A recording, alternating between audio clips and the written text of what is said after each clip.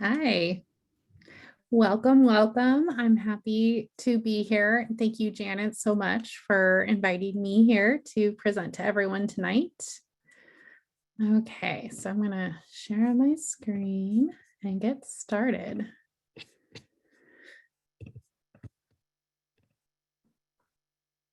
Okay, so our presentation tonight is Your Child's Plan for Special Education, and this is part one of a two-part series, and the next part will be in April, and we can remind you of the date at the end of the presentation. Welcome, everyone. Thank you for joining us tonight, and I hope I can help answer some questions you have around the IEP process and how to advocate and track progress for your child. So who am I? So my name is Katie Jackson, and I'm a special educator. So I worked in public schools as a special education teacher, autism consultant, inclusion specialist, and I decided that there was a need in the community of someone to help families navigate outside of the school, to understand IEPs, to understand how to find resources for their child, and just have someone to help connect them. So I opened up my own private practice, Northwest Neurodevelopment Center, at the end of 2018. And it's a place where parents can come and get support. I'm also an educational consultant advocate. So I work with families navigating the IEP process and come to school meetings, help them organize their materials, like if you have testing, IEPs, it's a lot of paperwork to organize. So I help families understand special ed and navigate special ed. So that's something that I've been doing for over 2 years now, and it's been very exciting. I'm also a parent, and I'm a parent of a child with special needs. So I know I have the teacher experience, the parent experience, and the advocate experience. So I totally understand what, the past year has been like. So we can all just take a deep breath. And it's spring, there's a lot going on, and we're going to learn and collaborate together tonight. So today's agenda, our goal here is we're going to leave here today knowing an overview of the IEP process, tips for tracking your child's progress, how to communicate with your school, and steps for advocating for your child. I really like this quote, and I've used it before in other presentations too. If a child can't learn the way we teach, maybe we should teach the way they learn. And I see that's where an IEP comes into play, because it's an individualized education plan. So we can teach the child the way they learn, and it's documented. So we're going to do an overview of the IEP process. So part of the process is, we have all the stages of the pre-referral, then the eligibility evaluations, then developing an IEP. So I've kind of squished all of that into 4 steps or phases of the IEP process. And I've found that this has helped a lot of families understand how each part works together for the IEP plan. And these steps, one can't go before the other. So the first step is the evaluations. So this can be, you referred your child for a special ed evaluation. That's that pre-referral, collecting data around interventions. So the evaluation process encompasses the eligibility process, testing, all of that. And then once you've had the evaluations done and the students qualified for an IEP, those evaluations are then used to create the IEP, and it derives goals. And so the goals is your second step, and goals can't be developed without the evaluations. And the goals are based on the needs that are identified in the evaluations. And I'll go through slides that covers this more. And And then we have supports and services, and that supports and services can't be determined until the goals are developed, which then are developed from the evaluation. So it's a step-by-step process. And then after supports and services is placement. And placement should always come last with an IEP because placement is based on the supports and services, the goals, and the evaluations. So that's why it's number 4. So hold on. When we're talking about evaluations, they're used to determine strengths, areas of need, baseline data, and supports. So this can be your formal evaluations, like a cognitive evaluation, an academic evaluation, OT, PT, all of those standardized assessments help identify a child's strengths, but also their areas of need. And to qualify for an IEP, you have to have an area of need to get that support. So another part of evaluations are informal assessments as well. So we're talking about classroom-based measures, we're talking about work samples, what's going on in the educational environment. And the baseline data tells you where the student's at right now. So you have that starting point. So when you start implementing the IEP, you know where the student started so you can track progress.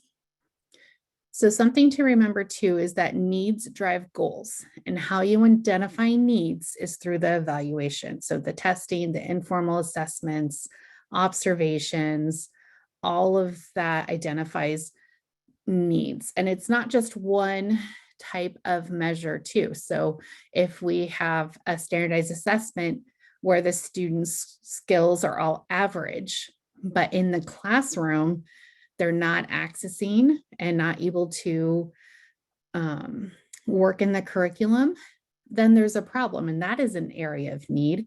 And that's based on observations, work samples, the report cards. So one piece of evidence doesn't always, if they contradict the other, that tells the team there's something going on. Also, present levels of performance are established using formal and informal assessments. So the present levels also, I have it roped into the evaluation period because the present levels is, again, that baseline data. Where is the student at? Where are they at presently with their skills? And on the IEP, it's going to identify all the academic and functional areas. So every IEP present level of performance should have where the kid is at in their academics and their functional needs.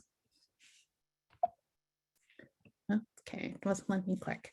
All right, so the next step is goals. So goals are developed from the information gathered in evaluations and informal assessments. So we talked about the present levels, we talked about the evaluations and identifying those needs. So the goals are looking at the needs. So if there's a need in writing, then the team would develop a writing goal on how they're going to teach strategies to help close that gap with that need. So baseline data for goals are used to establish where the student is at. So the present level evaluations have to happen first to inform the goals, so the team has a target for what they're teaching to.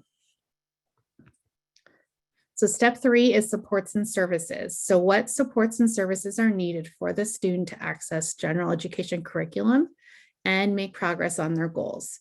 So when we talk about supports and services, we are talking about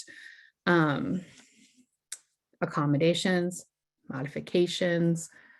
We're talking about supports from school personnel and related services. So that's your speech language pathologist, your occupational therapist, your physical therapist, any support personnel that's needed to support the child's needs on the IEP. So the supports and services is related to the goals. So if the student has an identified need in language, then the support would be the speech language pathologist working on a goal in that area. So they would be added. Also, if you go back to the evaluation piece, if there's a need in writing, and the student needs something like assistive technology, such as speech to text, predictive text, co-writer, that would also be outlined at this part of the IEP under services. So it'd be an accommodation. So those all work together. But again, the evaluation piece feeds into the goals, and the supports and services are roped into those two areas. So last is placement. So what placement is best to implement this IEP? Supports and services drive placements. So now that the team has outlined what goals the student needs, what services and accommodations, how long are they being pulled out to work for specially designed instruction? I'll go back to supports and services. So specially designed instruction is under this as well, and that is the goal area. So specially designed instruction is individualized instruction in the area of need. So reading, writing, math, social skills, behavior, emotional support, social, emotional, all of those areas would be served as specially designed instruction. So supports and services drive placement. So if a student has a need to where they are not able to access a lot of general ed and they need some pull-out services, then that is where it would be discussed in placement. So you have 100% gen ed, it's a whole spectrum. So you have, we always start with least restrictive environment. So that is the general ed classroom. And then based on the student's needs and where they need to receive support, their percentage in gen ed could change, and that's the placement piece. So you need to understand when they're talking placement, usually the talk of placement is, are they in gen ed or are they in a specialized classroom? And something to know with your district is, are they a district that has an inclusion model to where maybe a student services can still be provided in gen ed? So placement again is supports and services. So what do they need and how can we deliver those needs? And as a former inclusion specialist, I do see that most of the supports can happen in gen ed. It just has to be a discussion. So that's where you as a participant of the IEP team need to know how to ask those questions around placement. Where is it going to happen? How long are they not with their peers if they're pulled out? What would services look like if they weren't pulled out? Those are all discussions that you can have. So tracking your child's progress. So one part of tracking the progress is you have to know the baseline data where they're starting. So when we talked about the present level evaluations, so that's all step one. And you need to know where they're starting on their goals in order to know how they're making progress. So know the goals and how they connect to the baseline data. So if a student is, let's say they have a need in reading comprehension. So if they're comprehending at like the second grade level and their goal is to get to the third grade level, then a goal that is aimed at first grade skills wouldn't be appropriate. And I'm not saying the team's going to write it like that. I'm just using an exaggerated example. So knowing what the data is and what the team is aiming for, that you know why it's connected. And that's a question you can ask in the meeting, like, okay, so how is this goal connected to this data? How are these related? And then another question is, how is data being collected on the goals? So when the team talks about these goals, you can ask, how are we tracking this? Is it every time you work with the student? Is it weekly? Is it through observations? And the goal page should tell you how it's being tracked. So when it's going to be reported and how data is being collected. So it should say observations, work samples, informal assessments, teacher report. Those are all ways data is being collected. And then when will progress be reported by the team? It should say, sometimes it says when grades are reported. It might say months, like every November and April. I might be off on that. Sometimes it's semester, sometimes it's a trimester, sometimes it's quarterly. So the goal page will tell you how it's being collected and how often to get that progress report. But you can also email the case manager and ask them how the progress is going, because you also have a piece of this too, where if your student's working on writing and you're not seeing a lot of progress on the work that you're seeing, then you have your observations that you can talk about with the team. So I'm going to go back to this IEP process. So you have the evaluations, you have the goals, and you have to know when you're tracking progress, how often the goals are being reported on and how they're being collected, because the supports and services are also based on how much time, like an especially design instruction, if the student's in a group that meets twice a week, but you're noticing progress isn't happening that often. So you're seeing them, your child's doing the same thing every week, no change. Then you can call an IEP meeting to look over the data, and maybe instead of working on this twice a week, they need to work on it 4 times a week. We need to increase the time. So progress on goals and tracking progress is important when you look at the support pieces, because when you talk about specially designed instruction minutes, you need to have enough minutes that's going to make meaningful progress. So that means not just the student shows up for a group once a week and they're done. Is the group making an impact to where the student's making progress? So your observations as a parent is really important. So what are your observations? Are the goals supporting progress in the general ed curriculum? So when you're seeing things from being like I get a lot of worksheets sent back to before distance learning. I see a lot of it in person right now. Like, if you're still doing comprehensive distance learning, you're seeing the work your child's doing. So you're able to see this teacher is having them do this, and this is what they're able to do.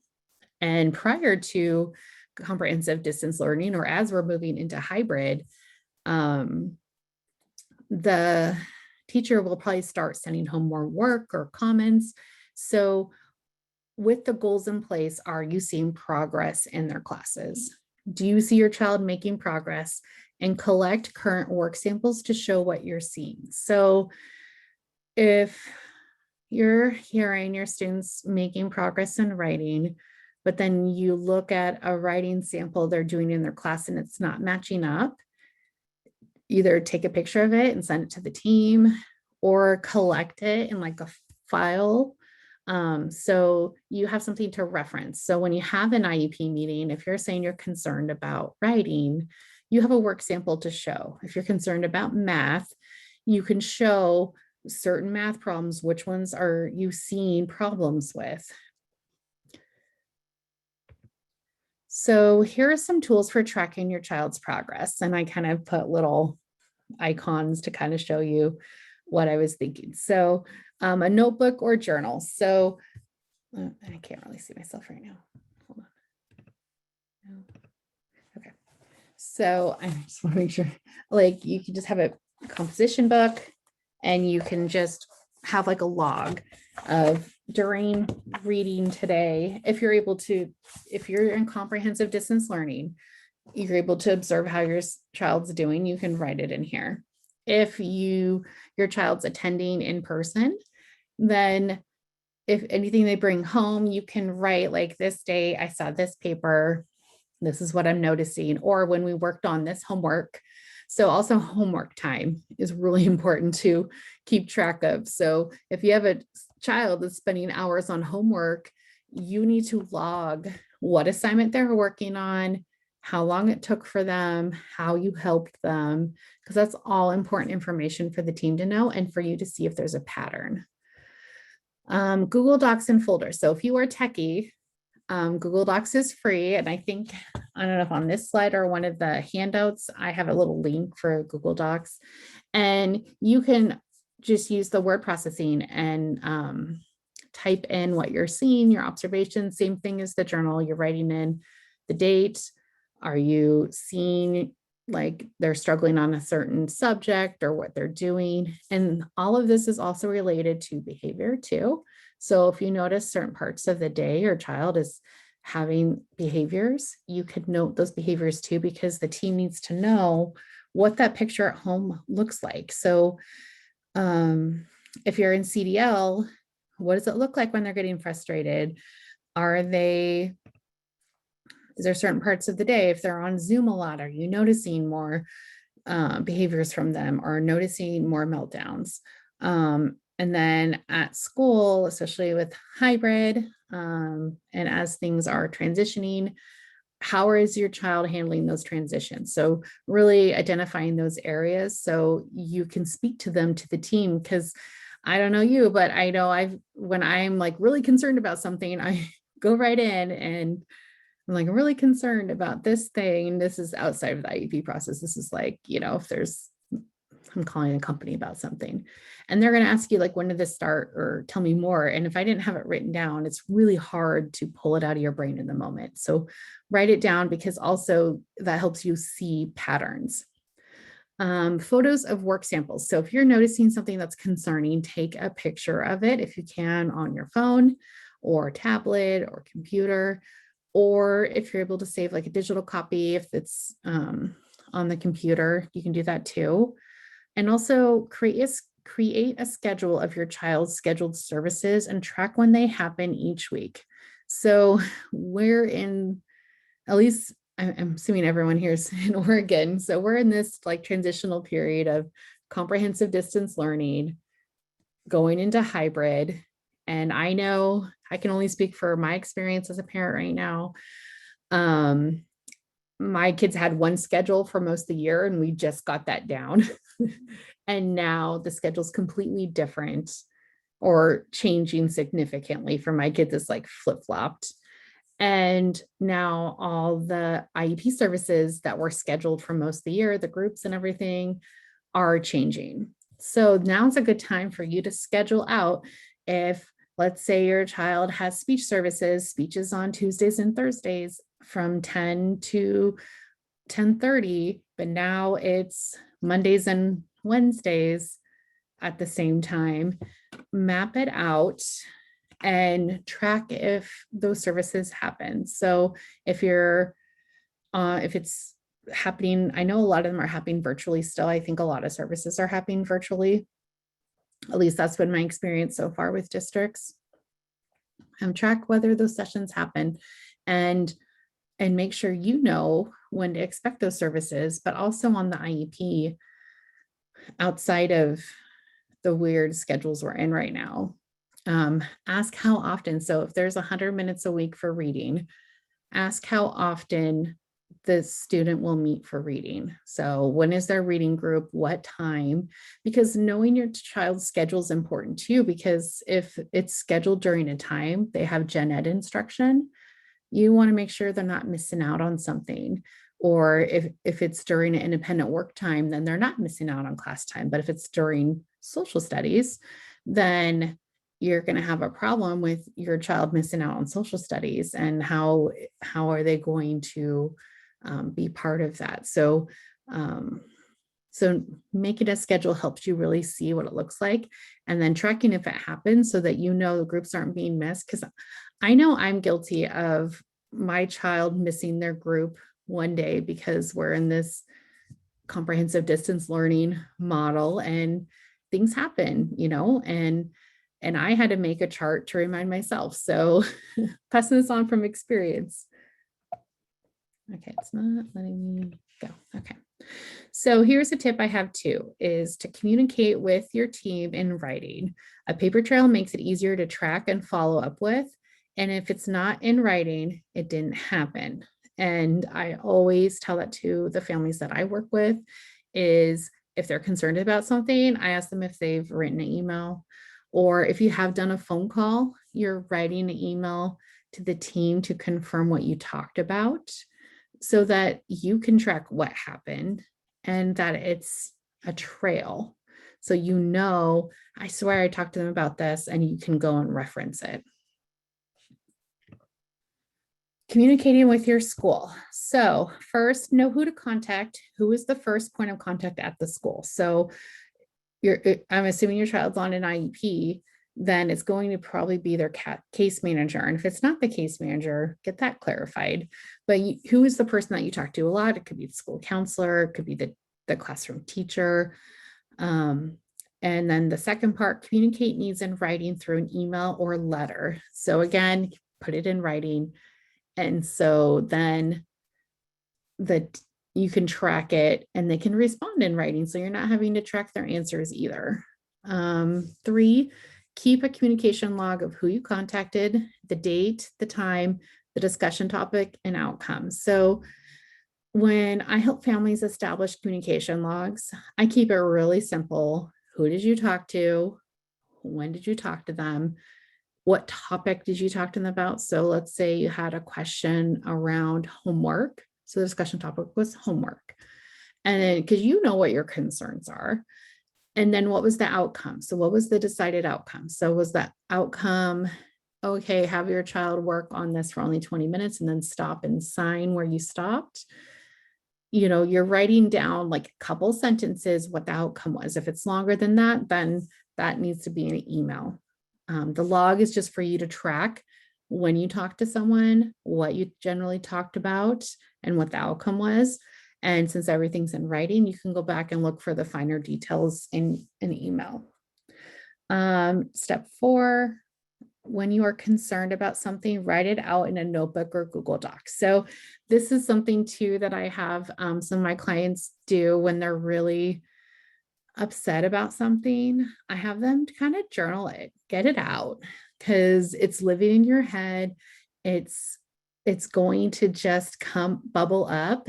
And then when you really want to talk about it, it's hard to recall. So open up a Word doc, type it all out, how you feel. And you're not worried about how it sounds. If you feel like you can say it like this, my child's IEP is not being followed because of these things. You're getting it out. It's like the flash draft. It's getting all of the things that you're thinking about on paper. So then you can go back and look at certain parts and start working on that communication with the team. Or you just have it written. You're like, okay, I just processed it today. I've written it all out. I'm going to take a break from it, come back to it the next day, add to it. You can edit it. I find this exercise really helpful because when you're talking about stuff that is very triggering and emotional, because it's really hard to see your kids struggle, like really hard.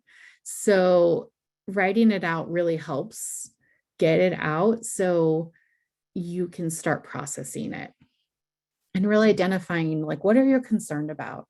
What are you truly trying to say? Instead of having like a blank email and you're just writing and editing, get it out on paper. Your points are all there. And then that will help make the email or letter writing way easier. Okay, so again, we're going back to the IEP process. So communication is all part of this process too. So communicating your concerns when the team is doing an evaluation so that they evaluate in the areas that you're concerned. You're giving your communication on goals. So you're talking about how you feel about the goals, what your observations are, what does things look like in CDL, what does things look like on your side of the screen, what do things look like in hybrid, what are you noticing as this transitions happened, even though it's still kind of new for some schools, and some other schools were able to do it before spring break. So we're getting in the groove, but your communication around what you're seeing is really important. So each part of these steps involve communication.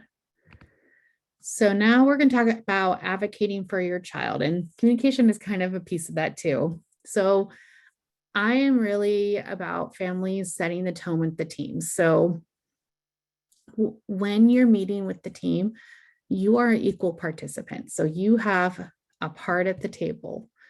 And part of that too is that you get to set the tone with the team on how you engage in this process. So you need to first review all the records and know the documents given to you by the team. So if you're meeting about the annual IEP, you understand what was on the previous IEP, you understand the progress that's been made, and you're able to talk about that in the meeting.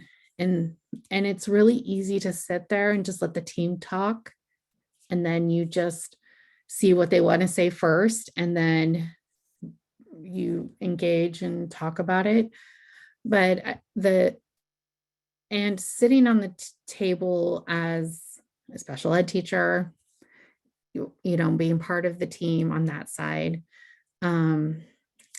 it's really like helpful to have what the parents' input is, and have that as we're talking about these goals instead of waiting till the end. Because there's been a lot of times where families like wait till the end, and you have like 10 minutes with the team and you're like, wait, but I want to talk about all these things, when you could have just brought it up as the team was talking. So I guess my message here is, review the document so you feel confident and understand what the team is talking about, so then you can participate too. Be an engaged member of the team and contribute your input prior to the meeting. So the team all works together to create this draft of an IEP, or they work together to amend the IEP based on a certain need that's happening or progress that's being made. So when you have a meeting coming up, letting the team know your input around the meeting prior to the meeting is really helpful, because then your input is going to be addressed by the team because they know about it, they can expect it, versus in the meeting you might be asking some questions and it's like, wow, you know what, you're right, let's get some more information and come back. Where if you would have contributed that input prior to the meeting, they would have had some of that information already. So I have found meetings are very efficient when you're able to collaborate and give that input to the team. Research your child's needs and understand how their disability impacts them. So when the team is talking about their disability, your child's disability, know how it impacts them first. It's good for you to know, because I'm sure it impacts them at home too, and you know how to support their needs at home. But also you want the team to know how their disability impacts them. So if you don't have that understanding, then if there's a misunderstanding of how your child's disability impacts them at school, you can't clarify it if you don't understand it yourself. So I really help families research and understand how their child's impacted, because just because of like the label of their disability doesn't mean that the impact is the same for every kid. So if your child is impacted with a learning disability in writing, their disability in writing is not going to look like another child's disability in writing. It's going to be unique and individual to them. So you don't want supports from the team to be general for, okay, well, this is what I do for a kid with a learning disability in writing. You want it to be very individualized for your child and how it impacts them. So there's a lot of resources out there. Google is your friend, and you can just go through there and be like, wow, that sounds like my child. Yeah, I see that. Or I don't know. And the evaluations, that part of the IEP process, outlines how the disability impacts them as well. So going back to data that we know about the student also helps you understand how their disability impacts them. And then also a key part of advocating for your child is networking with other parents. So there's a lot of Facebook groups, there's a lot of community resources. Swindells is a great resource where you can get connected with other parents and resources in the community. So you know that you're not alone on this journey. Other parents are on this journey too. We might have our own individual journey, but everyone has the similar struggle points. Like I've experienced a hard IEP meeting for my kid. And just I worked with, hundreds of families, and I have seen similar points of struggles with their own unique journeys, but it's really good when parents are able to connect and talk to each other, because that's sometimes how you find the best resources. My child needed services privately for speech, so I asked some of other parents what their experience was, and that helped me find really good resources. Okay, so another part of advocating is knowing your goals. So what are the goals for your child? So when you're walking into an IEP meeting or you're starting the IEP process, what are your goals for your child? What are you seeing that they need, and where do you want them to go? So where are they at, and where do you want them to be? What do you see them struggle with right now, and what do you think would help them get to where they need to be? And I also ask a lot of families that I work with, where do you see your child when they grow up? What do they want to do? Where do you want them to be? Because the whole point of an IEP is to get them access to the general ed curriculum, but then also they're getting prepared to transition as adults. Even in first grade, you've got to have that in mind, like, where do I want them to be? And so when you are advocating, you need to have a target yourself on what you want the team to know about your child and what goals you have for them. And that's really important because you know your child the best, and you're able to see those goals really clear, and the team needs that input from you. So that leads into a parent input statement. So there is a part on the present levels of performance on the IEP where they always ask for parent input related to educational performance and concerns. So this is your part of the IEP process. I always tell families I work with, this is your little box that you get to put in, like, I see my child needing support in reading. I'm concerned about their social skills. I'm worried about transitions. That is all the area that you would put your concerns, and the teams needs to address your concerns as part of the IEP. So this is your input right there. And a lot of parents like to just say, oh, no concerns right now, or I'll think about it.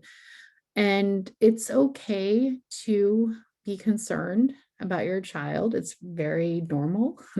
And I think parents, don't want to bring it up because sometimes they haven't even thought about it. Sometimes you're like, okay, the IEP is going to help them. I just help support the IEP team and I do this, but the IEP team needs to hear from you in order for it to be a full IEP team. And your input is really important. So it helps everyone be on the same page, so your input is clear. So I have a lot of families write their input prior or after the meeting. A lot of teams offer like, hey, do you just want to hear the IEP and then provide your input after the IEP meeting? You could do that too. So I have the IEP process up again, and parent input is really important in the evaluation stage because your input on what evaluations or areas you want the team to focus on with testing or assessments is really important.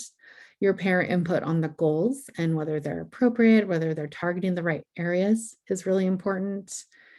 And then supports and services, also your input on what services they're getting, how much they're being pulled out, if they need to get pulled out for instruction, that's important. And then your parent input on placement. So where they're receiving services, are they in the least restrictive environment? Are they in general ed as much as possible around their peers? Or are they being pulled out too much? Like, your input is valuable and how you feel about that. So most importantly, we are in this together. So I thought this was a good point. Like, we've talked about this process. We've talked about how you can advocate and communicate and track progress, and just know, like, right now, this past year, I feel like it's been nice to be connected to others through different ways. I've connected with so many families virtually when I was barely virtual prior to COVID, but also it's isolating because you're not seeing other families like you used to. You're not walking into the school building and seeing faces, talking to teachers, and seeing other parents at drop off or seeing other parents at the bus stop. So it's just remember that, though it's not looking the same right now, we are still in this together. We're still a community to support each other. So believe you can, and you're halfway there, Theodore Roosevelt. So you've got this. You can advocate and communicate and collaborate. Even if you feel like you're unsure of this whole process, believe you can do this. You have a whole team to work with you.